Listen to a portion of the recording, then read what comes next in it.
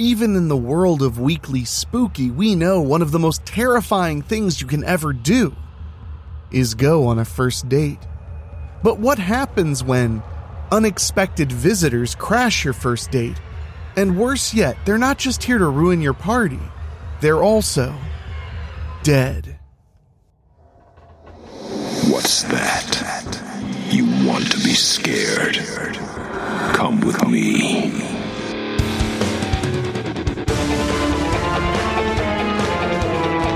You will experience tales of horror, ghosts, and death. It is not recommended for the weak at heart.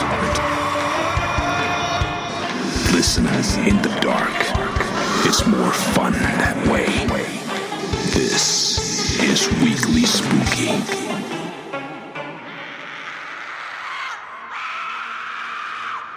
Hello, my spookies. It's Wednesday, and you know what that means. It's time for a little spooky in your weekly. I'm your host and narrator, Enrique Couto, and we have quite the fun-filled terror tale for you this week, courtesy of our good buddy Rob Fields and his Strickfield universe, where we'll be catching up on the budding romance between Carter Cross and Ariel Mirren. But before we get to that, I want to remind you, if you love what we're doing here, you enjoy the spooky every single week, and you want a little bit more, you can head to weeklyspooky.com and click on Patreon. For as little as $1 a month, you get 2 shows extra every single month. And right now, we've just wrapped up The Weekend, a Strickfield story written by Rob Fields, and it's a series, 12 parts.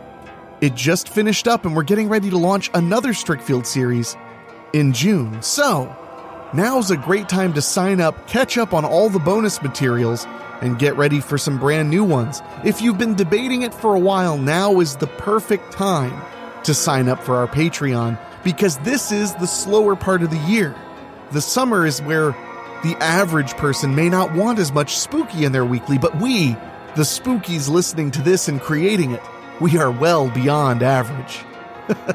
And if you want to support us in a way that doesn't cost a penny, just go to Spotify and Apple Podcasts and give us a 5-star rating. Show other spookies who are considering the show how much you're enjoying yourself. But now, my friends, I think it's about time to put on some cologne and run a comb through your hair, because we have a first date to get to. And this one happens in Strickfield. And as you may or may not know, in Strickfield, Ohio, things are not always what they seem.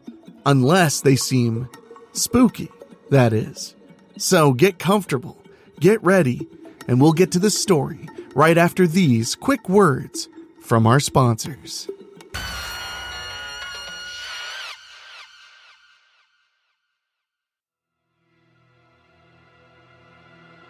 First Date by Rob Fields. Perspective, Ariel Mirren. Who would have thought that my life would have changed so drastically over the holidays? I'm pretty good at keeping my feelings to myself, but I'm still very angry and upset with my parents. Mostly Mom. I still can't believe that witch offered me to Queen Arcadia in exchange for her fame and fortune. Oh, let me tell you, I was so angry with Mom that I screamed and threw everything at her that I could get my hands on. I mean, I destroyed a lot of stuff. My friends who were there with me had to pull me off Mom when I finally attacked her myself. I've had sufficient time now to calm down and assess my current situation. I'm living with Madeline Donnerly and her family now, and actually have my own room. Mouse's parents converted a spare bedroom just for me. Not only that, I figured that upon returning to Strickfield Junior High, that people would be jeering me about the whole fall from grace thing. No one said a word. In fact, I continued on as if that whole blow-up between Mom and I had never happened. But something did happen at school today. You probably know by now that Carter Cross and I have always been polar opposites. Even now, he still calls me Princess. But he's not making fun of me because of my fall from grace. I wasn't letting him off so fast, though. I still managed to swipe a few of his sodas, including at lunch period today. Today, though, it didn't feel right. Normally, Carter's on me the minute I swipe a soda. In fact, we both had the can, ready to fight for it. Then, he just let me have it. The truth is, I haven't forgotten that he asked me out the first weekend of December, when we were trapped in the Strickfield Town Center Mall overnight, hanging Christmas decorations for Cousin Harmony. I can't stop replaying that event in my mind over and over. Carter hasn't asked me out again since, though. However, I haven't really given him an answer. Then I remember that Carter Cross actually lives next door to me now. I go to my smartphone and text Carter to see if he's home. I get a reply back almost immediately. Yes. I get off my bed and head downstairs to go to his house. He's right there at the back door and invites me in. "What's up, princess?" he asks. I take a deep breath and look at him. "Yes, Carter. I'm sorry I never answered you that night, but yes, I will go out with you." Carter and I stare at each other for a long moment. "You sure?" he asks quietly. I nod quickly. We need to know for sure if there's really something there between us. We can know for sure in one date, right? We stare at each other again. What do we do?" he stammers. "I ain't never been on a date before." "Me neither," I admit. "I guess we can just go hang out together, right?" Carter nods. "Okay, yeah. What time do you want to go?"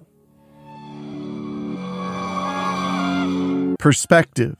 Carter Cross. Madeline Donnerly and me are playing video games at Roth's Rings. After losing a third straight game of Cruisin' USA, placing nearly last, Madeline looks at me. "Let's go talk, buddy," she says in her mousy voice. We grab our drinks and head outside. Then I just tell her, "Ariel and me are going on a date tonight." Her eyes are really wide now. "Really?" I tell Madeline about when I asked Ariel out at the mall during that overnight last month. I just kept thinking about it. You've been giving me a hard time about Ariel. I know Mona and Bailey give Ariel a hard time too. Ariel said we gotta know if there's something there, so we're gonna do one date. Tonight. Now it's the same silence like at my place when Ariel and I agreed to go out. Madeline breaks the silence. "Told you liked her, buddy." I sigh. "What if I mess things up with her, Madeline? This is our first date. It ain't gonna be like when we hang out." She smirks. "Just talk to her, Carter. The rest'll work itself out. I ain't never dated yet, but I understand a few things. Based on movies." She gently slaps my shoulder. "Just talk to her." I nod quickly. "Sorry about what happened in here. I should have just talked to you." "It's all good, buddy," she replies. I put my hand on her shoulder. "I'm glad I can always talk to you, Madeline." "And you always will," she promises me. Feeling better, we go back inside and start playing again. Now I can actually compete with Madeline when we start racing again. Perspective. Ariel Mirren. I enter Mouse's house, she calls it the mouse hole, and see she's typing away on her computer. A few minutes later, she's finally done. I think she finished a paper for one of our classes. Now she looks right at me. "It's gonna be okay, Ariel," she tells me. I sigh. "Carter talked to you, didn't he?" She turns in her chair and waits for me to sit on her lower bunk. "He did, but you kinda been fidgeting all day. You only ever do that when you're really nervous, which don't happen often with you." I sigh again. "I hate you, Mouse." She comes and sits beside me. "It'll be okay. You and Carter are gonna hang out. Just have fun and talk to him." Suddenly, the doorbell rings. "It's Carter," Mouse tells me. I give her an odd look. Carter usually just comes in. Mouse smirks. Yeah, Carter and me usually walk into each other's houses, but Carter ain't here to hang out with me. He's here for you. Better go answer that. I look at the Freddy Krueger clock next to the door. 7:30. Time sure flew since Carter and I arranged our date. I see Mouse's smile and know everything's going to be all right. I get up and make my way down to the front door.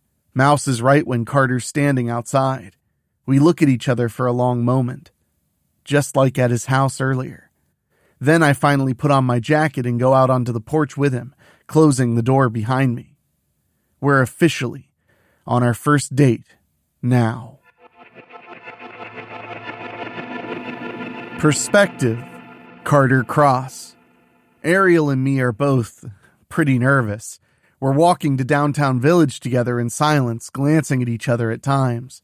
Finally, Ariel says something. I'm just as scared as you, Carter. That makes me feel better. What do you want to do? We stop right outside the Strickfield Centennial Theater. There's only 2 movies playing, including a special screening of Rad. Yeah, that bicycle movie from the 1980s. Ariel surprises me and wants to see it. I pay for our tickets and buy us both Cokes. Madeline and I had seen this movie plenty of times after we became friends. Rad got us into riding bikes the way we do, even getting mongooses. Anyway, Ariel never got bored once. Later, we're sitting in Big Ed's soda parlor after the movie and talking about it.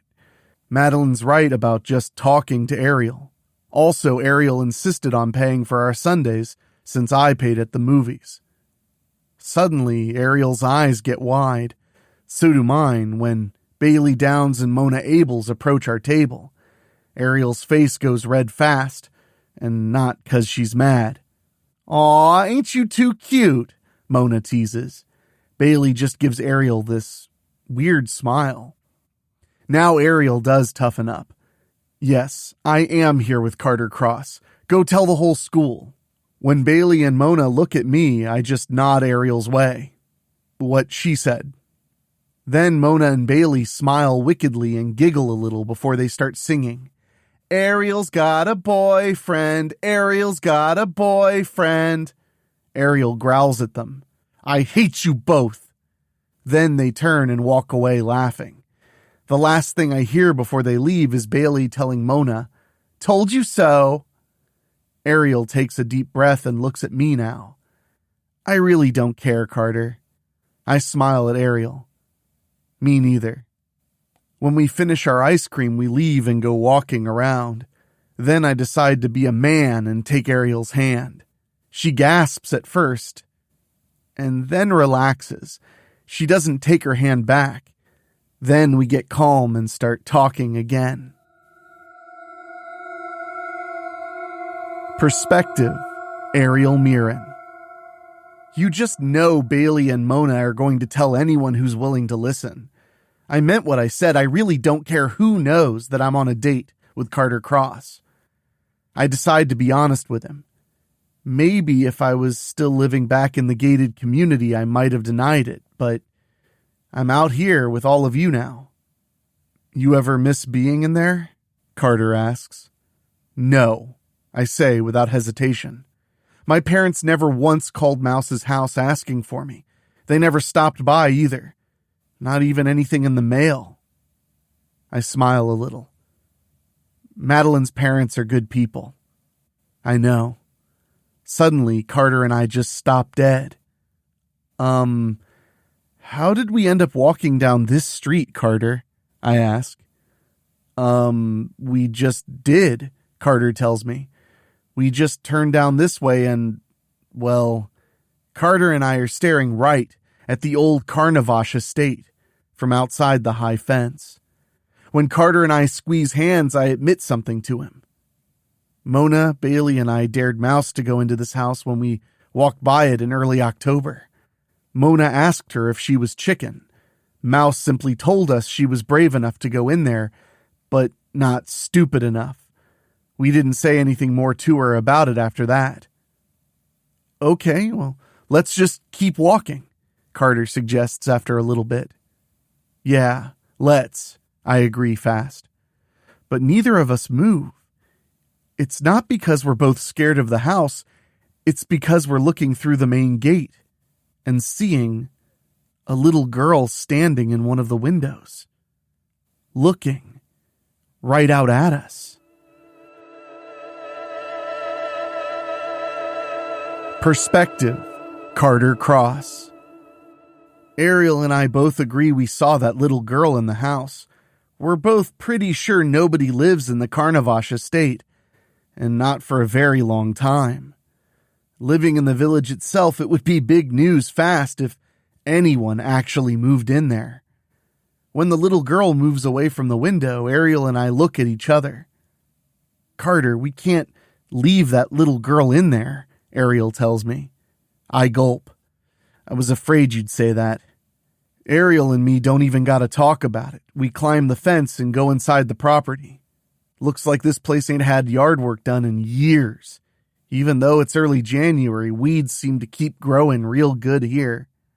When we reach the front door, one of them's wide open. Then I hear Ariel gulp. She's breathing fast and giving me looks. I know I gotta be looking scared too. Ariel and I are still holding hands when we slowly go inside. We ain't even 2 steps past the door when Ariel and me both cry out and turn around to see the doors are both completely closed. We go to them and find we're locked in. Ariel quickly pulls out her phone. No, she looks at me. No signal. You? Uh-huh, I confirm. Then I open my settings. No nearby Wi-Fi either. We put our phones away, then Ariel points to the stairway. I don't think she was upstairs, Ariel, I say. I thought the little girl was in the room to the left of the doors. Ariel points in the direction. In there. Ariel quickly grabs my hand. Don't you dare let go. I'm not losing you, Carter Cross. I shake her hand to assure her I'm holding it. Then we walk into what looks like a living room. Little girl? I call out. Then I point to the window. There's where we saw her, right? We move to the window and look outside to see where we were before we came in. We'll have to keep looking around, Ariel says. She's not in here now. I stop her fast. Ariel! She turns and sees I'm pointing down a hallway where we see the little girl. Stop! Ariel calls out. Please, come this way! Ariel and I run down the hallway as she turns away. When we reach the end, we come into a conservatory. We move to the other entrance and go through it to see the little girl again at the end of another hallway. Carter! Ariel gasps. You seeing this? I nod fast. The little girl's feet are pointing to the floor, but it's plain as the noses on our faces. She's floating. Yeah, I definitely think she's a ghost, Ariel. I hate you, Carter, Ariel stutters. She really squeezes my hand now. Then we look down the hallway. I think she wants us to follow her, I say. It's like she's trying to tell us something. Ariel gulps again and turns me to look at the wall. There's an old Carnavash family portrait hanging there. Now we see the little girl at the very center, in front of her family. Clearly, she was the youngest. The date is January 4th, 1824. Perspective, Ariel Mirren. That little Carnavash girl is over 200 years old. Had she lived, we look to see her ghost is still waiting for us. Come on, Carter, I stammer. The two of us keep following the little girl until we're at another door. No doubt this one's going to lead into the one place you would never want to go in a creepy old mansion like this. The basement. The door opens on its own. Then the little girl floats down the stairway. She's giving off this eerie light to show she's at the bottom and waiting for us. Since she's lighting our way, we can easily follow her down without tripping over our own feet.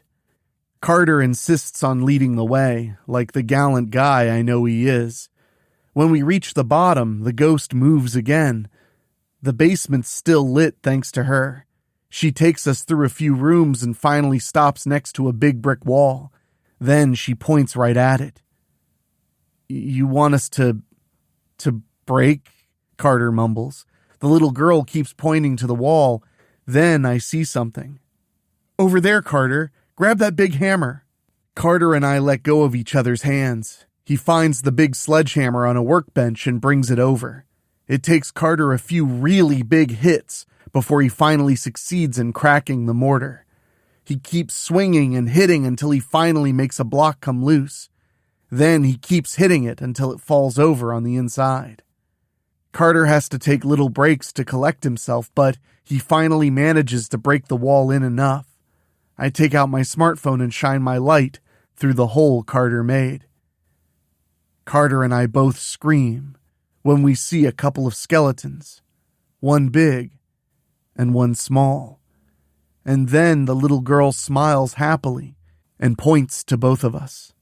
Suddenly, this huge flash of light washes over us. Epilogue. Perspective Ariel Mirren. Later that night, Carter and I are in the mouse hole, telling Mouse about our experience at the Carnavash estate. We told her about finding the little girl, and then her leading us to where she and her dad were both walled up in the basement. 200 years ago, today, a band of robbers came to the Carnavash estate and robbed it. Emilio Carnavash tried to save and protect his family from the robbers, but it was all in vain. Emilio and little Rosemary were walled up within the basement to cruelly separate the two of them from Margot, the mother, and Rosemary's two older brothers, Waldo and Morton. Emilio was badly hurt and weakened, and Rosemary was too little. Unable to free themselves from their tomb, they died of starvation. We weren't shown what happened to the rest of the Carnavash family. I can feel like deep down that both the father and the little girl are resting in peace now, I finish.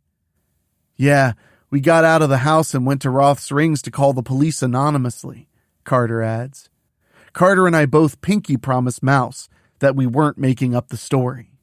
I believe you both, she said. Come on, we survived Abigail Tomlin, a big vampire woman, and Queen Arcadia, right? Good point, Madeline, Carter agrees. When we finish talking, Carter and I leave the house. We find ourselves holding hands again as we walk onto Carter's back porch. Carter and I both look like we want to say something to each other, but we just look at each other again. Carter leans in a little. He's hesitating. I'm hesitating. And then, I barely feel it when we come apart, but Carter and I shared our first kiss. We don't even have to say anything to each other, but we know mutually we're not going to be just one and done on dating. Carter and I say goodbye, and I watch him go into his house. I return to the Donnerly home and go back in. I head to my room and lay on my bed, knowing I have a lot to think about. And that's where this particular adventure ends.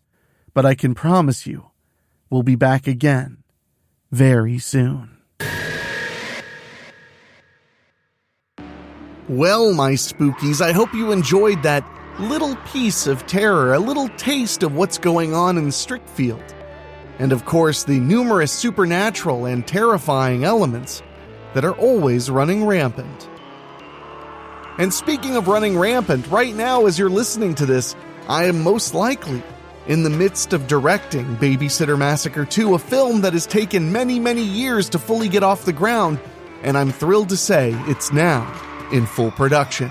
And you may be thinking, have I heard the name Babysitter Massacre before? Well, we've shared full audiobooks from the book series right here on Weekly Spooky, but Babysitter Massacre 1 is a slasher film I directed about 10 years ago. If you want to check it out, it's completely free to watch on Tubi, Tubi, Tubi TV. You can watch it free with ads. So, if you're curious and you like B-horror movies, jump in. And, of course, I'll let you all know when Babysitter Massacre 2 is ready for you all to watch. And thank you so much for all the support and kind words I've been getting. And I also want to say an extra special thank you to our Patreon podcast boosters, folks who pay just a little bit more every single month to hear their names on the show, and they are Johnny Nix, John Callan, Bobbletopia.com, Jenny Green, Brent McCullough, Karen Weemet, Jack Kerr, and Craig Cohen. Thank you all so much, and if you want to hear your name on the show, just go to weeklyspooky.com, click on Patreon, and choose a tier at $15 a month or higher. And of course, for as little as $1 a month, you get all the bonus shows and my undead gratitude. But now, my friends, it's time for me to get back to my other job, making movie magic. So, all of you stay safe and stay scared out there. And for myself, for my producer, Dan Wilder, my executive producers, Rob Fields and Mark Shields, and my composer, Ray Mattis, I will talk at you next time. So, be ready. Thank you for listening. Make sure to find your way back next week. But for now, you are safe. Trust me.